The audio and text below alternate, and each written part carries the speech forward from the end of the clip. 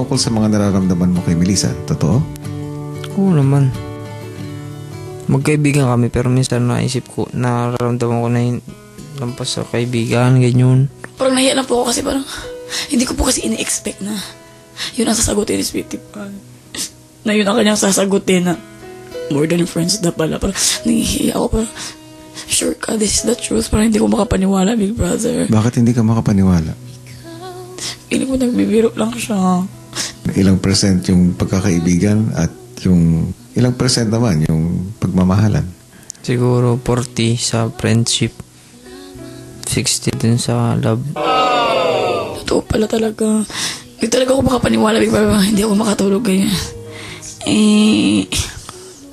Mahirap pakita yung pagmamahal mo sa isang tao kung para sa sarili. Mahirap. Kakaiba kasi ako pagka nagmahal eh. Kung ano po yung nararamdaman, sabihin na lang po kasi baka baka in the end, baka sa huli ang pagsisisi po. And na-realize ko din po kung gaano kahirap maging ina talaga. Para inisip ko yung bata. Para inisip kong ako yan dati, yung bata. Kasi po dati nung nabuntis yung nanay ko ng tatay ko, iniwan po siya. Ako yun, yung bata. Kaya lumaki ako ng walang tatay po. Nahirapan ako talaga. Inisip ko na ako si Ding. Kaya ako tinotoo ang biruan ninyo ni Melissa.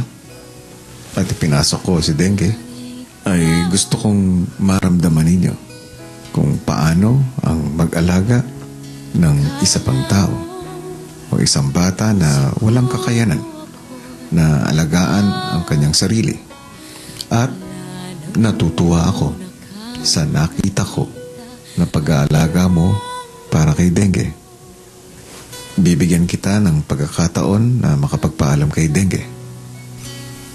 Dengues, marami. Dengue, ay naku. Love na love ka ni Mami, ha? Sana magpakabait ka sa mag-aalaga sa iyo. Sana lumaki ka ng maayos, tsaka may pagmamahal sa magulang. Thank you, Dengue, for giving Mommy strength and everything is going through, ha? Sana marunong kang tumawag sa Papa Jesus.